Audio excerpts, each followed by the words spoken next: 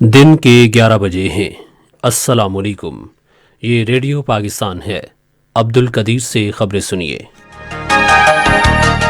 اہم خبروں کا خلاصہ۔ وزیر اعظم نے قانون کی حکمرانی کے قیام کے لیے فوجداری انصاف کے نظام میں اصلاحات لانے کا عزم ظاہر کیا ہے۔ وزیر خارجہ نے کہا ہے کہ پاکستان افغانستان میں امن و استحکام کے لیے اپنی کوششیں جاری رکھے گا۔ پاک بحریہ نے 12ویں مرتبہ کثیر الملکی مشترکہ ٹاسک فورس 150 کی کمان سنبھال لی ہے۔ اور بھارت میں انسانی حقوق کے کارکنوں نے ہردوار دھرمن میں نسل کشی کی اپیلوں پر نریندر مودی کی مسلسل خاموشی پر سوالات اٹھائے ہیں۔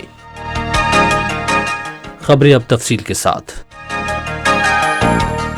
وزیر اعظم عمران خان نے ملک میں قانون کی حکمرانی قائم کرنے کی حکومت کے عزم کا اعادہ کیا ہے۔ وہ اسلام آباد میں ملک میں فوجداری نظام انصاف میں اصلاحات کے بارے میں ایک اجلاس کی صدارت کر رہے تھے۔ انہوں نے کہا کہ یہ پہلی بار ہے کہ حکومت فوجداری انصاف کے نظام میں اصلاحات لا رہی ہے۔ وزیر اعظم نے کہا کہ اصلاحات کے نفاذ سے حکومت کا قانون کی حکمرانی کا منشور پورا کرنے میں مدد ملے گی۔ انہوں نے کہا کہ ماضی میں نظام انصاف میں نمایاں تبدیلیوں کے فقدان کی وجہ سے ملک میں امیر اور غریب کے درمیان فرق پڑ گیا ہے۔ وزیر خارجہ شاہ محمود قریشی نے کہا ہے کہ پاکستان افغانستان میں امن و استحکام کے لیے اپنی کوششیں جاری رکھے گا۔ ایک نجی ٹی وی چینل سے گفتگو کرتے ہوئے انہوں نے کہا کہ ہم افغان عوام کی ترقی اور خوشحالی کے لیے نیک خواہشات اور جذبات رکھتے ہیں، اور اس سلسلے میں ہم نے حال ہی میں اسلامی تعاون تنظیم کے وزرائے خارجہ کونسل کے غیر معمولی اجلاس کا انعقاد کیا۔ انہوں نے کہا کہ پاکستان نے بہتر سرحدی نظم و نسق کے لیے پاک افغان سرحد پر باڑ لگانے کا کام تقریباً مکمل کر لیا ہے۔ امریکہ کے ساتھ تعلقات کے حوالے سے انہوں نے کہا کہ دونوں ملک دو طرفہ تعلقات کو مزید مربوط بنانے کے خواہش مند ہیں۔ یمن کے تنازع کے بارے میں ایک سوال پر شاہ محمود قریشی نے کہا کہ مذاکرات ہی ماحول کو پرامن بنانے کا واحد راستہ ہیں۔ پاک بحریہ نے 12ویں مرتبہ کثیر الملکی مشترکہ ٹاسک فورس 150 کی کمان سنبھال لی ہے۔ کمان کی تبدیلی کی تقریب بحرین میں امریکی سینٹرل نیول کمانڈ ہیڈ کوارٹر میں ہوئی۔ پاک بحریہ کے کمانڈور وقار محمد کو مشترکہ ٹاسک فورس کا نیا کمانڈر تعینات کیا گیا ہے۔ اس موقع پر اظہار خیال کرتے ہوئے کمانڈور وقار محمد نے خطے میں امن و استحکام کے لیے دوسرے ملکوں کی بحریہ کے ساتھ کام جاری رکھنے کے پاک بحریہ کے عزم کا اظہار کیا۔ انہوں نے کہا کہ مشترکہ ٹاسک فورس سمندر میں انسداد دہشت گردی اور دوسری غیر قانونی سرگرمیوں کی روک تھام کو یقینی بناتی ہے۔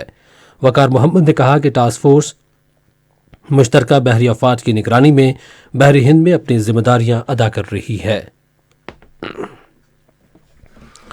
ملک میں گزشتہ 24 گھنٹے کے دوران کرونا وائرس سے متاثرہ مزید 5 افراد جاں بحق اور 6,808 افراد میں وائرس کی تشخیص ہوئی ہے۔ آج ایک ٹویٹ میں national command and operation centre نے کہا ہے کہ اس دوران 58,943 افراد کے ٹیسٹ کیے گئے اور مثبت کیسز کی شرح 11.55% رہی۔ 918 مریضوں کی حالت تشویشناک ہے۔ پنجاب میں کرونا وائرس کی روک تھام کے لیے احتیاطی تدابیر پر عمل درآمد نہ کرنے اور ویکسین نہ لگوانے والوں کے خلاف کارروائی جاری ہے۔ صوبائی حکومت کی ہدایت پر گھر گھر جانے کی مہم کا دوسرا مرحلہ بھرپور طریقے سے جاری ہے۔ محکمہ صحت کی ٹیمیں لوگوں کو موقع پر ویکسین لگا رہی ہیں اور ویکسین نہ لگوانے والوں کو نوٹس بھی جاری کیے گئے ہیں۔ قدرتی آفات سے نمٹنے کے قومی ادارے نے آفات سے نمٹنے کے صوبائی اور ضلعی اداروں کو ہدایت کی ہے کہ وہ چوکس رہیں اور کسی بھی ناگہانی صورتحال میں جانی یا مالی نقصان سے بچنے کے لیے پیشگی حفاظتی اقدامات یقینی بنائیں۔